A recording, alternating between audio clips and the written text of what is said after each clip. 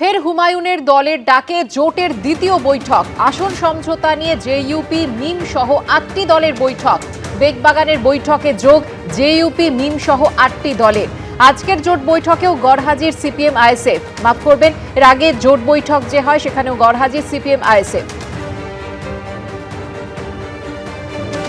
আমাকে প্রথম থেকেই 15টা চেয়েছে, তাদের যদি 10টা দিই তাও হয়তো তারা কিছু বলবে না, কিন্তু আরো যে ছোট ছোট পার্টি তাদের ঠিক সব উল্টো পাল্টা ডিমান্ড। তাদেরকে পরিষ্কার বলে দেওয়া হয়েছে যে আপনারা এই 6টা 7টা পার্টি মিলে আপনাদের 2টো করে সিট দেওয়া যেতে পারে, 2টো বা 3টে, তার বেশি কাউকে সিট দেওয়া যাবে না।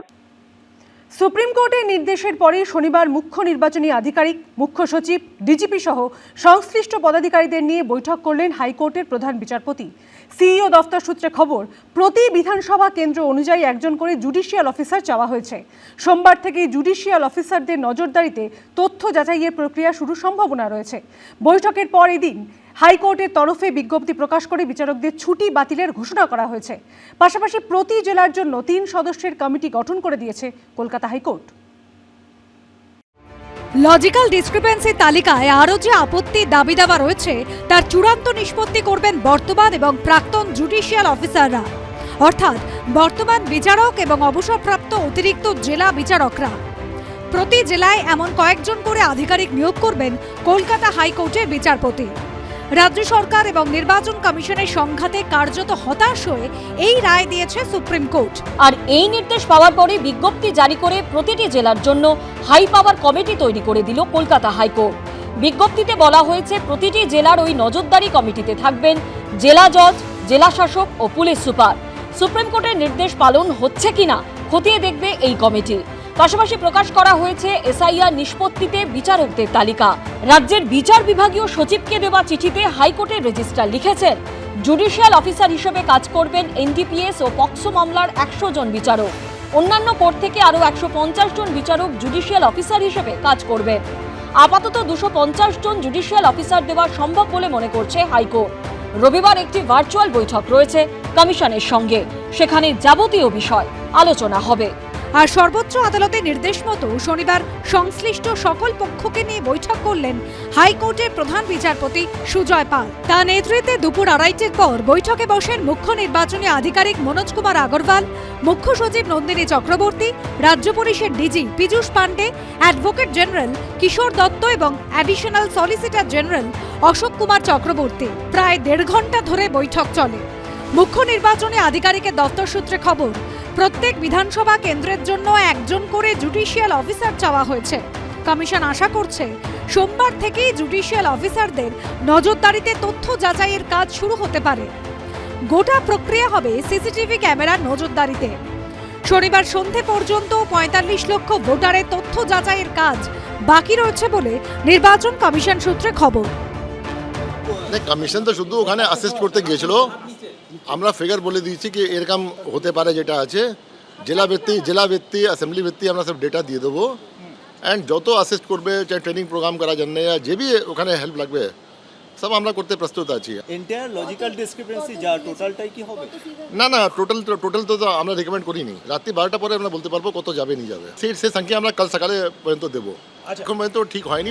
সূত্রের খবর, এদিন জেলা জজদের নিয়ে একটি ভার্চুয়াল বৈঠক করেন হাইকোর্টের প্রধান বিচারপতি। এরপর এদিন বিজ্ঞপ্তি প্রকাশ করে বিচারকদের 21শে ফেব্রুয়ারি থেকে 9ই মার্চ পর্যন্ত ছুটি নিতে নিষেধ করা হয়েছে। আগেই যদি কোনো বিচারক ছুটি নিয়ে থাকেন তাহলে তা বাতিল করা হবে। যে বিচারকদের বদলি হয়েছে তাদেরও 24শে ফেব্রুয়ারির মধ্যে নতুন দায়িত্বভার নিয়ে নেওয়ার জন্য বলা হয়েছে বিজ্ঞপ্তিতে।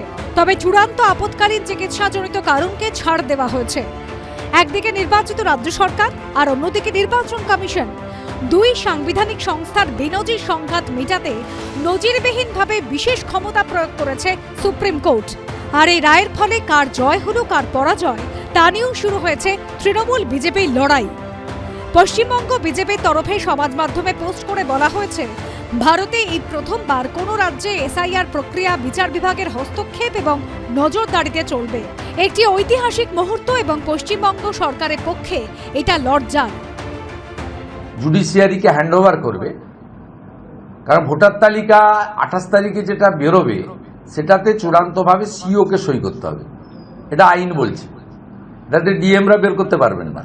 তারা ইয়ারোদের কাছ থেকে আপনার অ্যাকসেপ্ট রিজেক্ট করিয়ে, ঝাড়াই বাছাই করিয়ে যে ভোটার তালিকাটা পাঠাবেন, সিও যতক্ষণ না অনুমোদন দিচ্ছে ততক্ষণ ভোটার তালিকা বেরোবে না।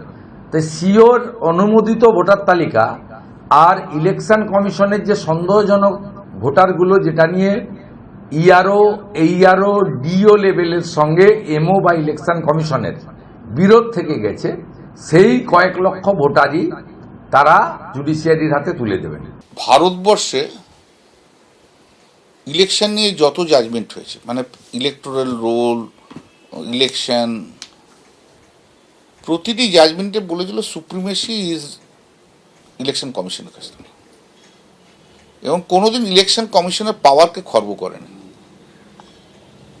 এই প্রথম সুপ্রিম কোর্ট ইলেকশনের পাওয়ারটাকে খর্ব করলো ইলেকশন কমিশন। পশ্চিমবঙ্গে যখন এসআইআর নিয়ে তোলপাড় চলছে, তখন শনিবারই রাজস্থান, মধ্যপ্রদেশ, কেরল, ছত্তিশগড়, গোয়া এবং আন্দামান নিকোবর দ্বীপপুঞ্জের চূড়ান্ত ভোটার তালিকা প্রকাশ করল নির্বাচন কমিশন।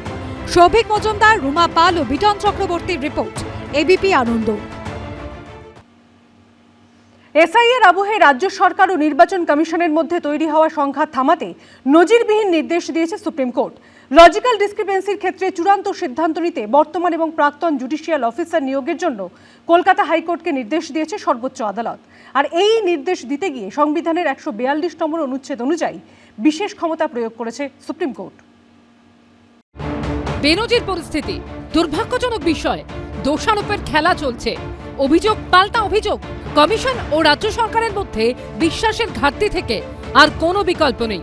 এরকম বাছা বাছা শব্দবন্ধ ব্যবহার করে শুক্রবার এসআইআর মামলায় নজিরবিহীন নির্দেশ দিয়েছে সুপ্রিম কোর্ট। রাজ্য সরকার ও নির্বাচন কমিশনের মধ্যে সংঘাত মেটাতে লজিক্যাল ডিসক্রিপেন্সির ক্ষেত্রে চূড়ান্ত সিদ্ধান্ত নিতে বর্তমান এবং প্রাক্তন জুডিশিয়াল অফিসার নিয়োগের জন্য কলকাতা হাইকোর্টকে নির্দেশ দিয়েছে সর্বোচ্চ আদালত। হাইকোর্টের প্রধান বিচারপতিকে সুপ্রিম কোর্ট বলেছে, জেলা জজ বা অতিরিক্ত জেলা জজ পদমর্যাদার বর্তমান ও অবসরপ্রাপ্ত জুডিশিয়াল অফিসার দেওয়ার জন্য, যাদের সততা প্রশ্নাতীত। লজিক্যাল ডিসক্রিপেন্সির মধ্যে এখনও যে দাবি বা অভিযোগ রয়ে গেছে, তারা তা খতিয়ে দেখবেন এবং নিষ্পত্তি করবেন। এই বর্তমান ও প্রাক্তন জুডিশিয়াল অফিসারদের সাহায্য করবে নির্বাচন কমিশন নিযুক্ত মাইক্রো অবজারভার এবং রাজ্য সরকার নিযুক্ত অফিসাররা, যাদের ইতিমধ্যেই এই ধরনের কাজের জন্য নিয়োগ করা হয়েছে।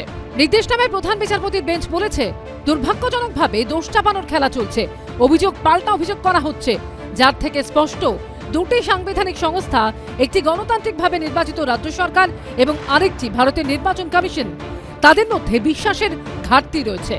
অফিসারদের পদমর্যাদা বিবাদে রাজ্য সরকার ও কমিশনের ভূমিকায় কার্যত অসন্তোষ প্রকাশ করেছে সুপ্রিম কোর্ট। লজিক্যাল ডিসক্রিপেন্সি নিষ্পত্তির জন্য জুডিশিয়াল অফিসার দেওয়ার যে অনুরোধ সর্বোচ্চ আদালত কলকাতা হাইকোর্টকে করেছে, তার কারণ হিসেবে নির্দেশনামায় দেশের প্রধান বিচারপতির বেঞ্চ বলেছে, এছাড়া আমাদের সামনে আর কোনো বিকল্প ছিল না।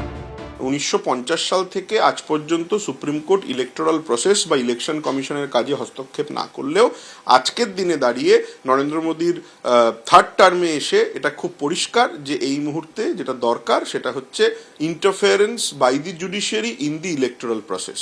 এটা 1 নম্বর। 2 নম্বর হচ্ছে using of article 142 for complete justice. যখন সুপ্রিম কোর্ট দেখে যে কোনো একটি বিষয়ে সম্পূর্ণ বিচার করার জন্য বা সম্পূর্ণ স্বস্তি দেওয়ার জন্য কিছু অর্ডার পাস করা প্রয়োজন, তখন তারা আর্টিকেল 142 ব্যবহার করেন। নির্দেশনামার একেবারে শেষে সংবিধানের 142 নম্বর অনুচ্ছেদ প্রয়োগের কথা বলেছে সুপ্রিম কোর্টের প্রধান বিচারপতি সূর্যকান্ত, বিচারপতি জয়মাল্য বাগচি এবং বিচারপতি বিপুল এম পাঞ্চলির বেঞ্চ। সেখানে বলা হয়েছে, বেনজির পরিস্থিতিতে সংবিধানের 142 নম্বর অনুচ্ছেদের মাধ্যমে এই নির্দেশগুলি দিতে হয়েছে। এখানেই প্রশ্ন উঠছে, সংবিধানের 142 নম্বর অনুচ্ছেদে কি বলা আছে? বিশেষজ্ঞদের মতে সংবিধানের 142 নম্বর অনুচ্ছেদে বিচারাধীন যে কোনো মামলার সম্পূর্ণ ন্যায় বিচার নিশ্চিত করতে সুপ্রিম কোর্টকে বিশেষ ক্ষমতা দেওয়া হয়েছে। নজিরবিহীন আমি বলবো না, আমি দুটো শব্দ প্রয়োগ করব। এক হলো অভাবনীয়, অর্থাৎ আইন প্রণেতারা কখনো ভাবতেই পারেননি যে এই রকম একটা সিচুয়েশন আসতে পারে। দ্বিতীয় শব্দ ব্যবহার করব অভূতপূর্ব, অর্থাৎ এরকম কখনো আগে শোনা যায়নি। স্বাধীনতার আগে বা পরে, সংবিধান তৈরি হবার আগে বা পরে কোনো রাজ্যে যে এরকম একটা সিচুয়েশন আসতে পারে এটা ভাবাই যায় না। সুপ্রিম কোর্টের নির্দেশে শনিবার সংশ্লিষ্ট সব পক্ষকে নিয়ে বৈঠক করেন কলকাতা হাইকোর্টের প্রধান বিচারপতি সুজয় পাল। সৌভিক মজুমদারের রিপোর্ট, এবিপি আনন্দ, কলকাতা। এবিপি আনন্দ, এগিয়ে থাকে, এগিয়ে রাখে।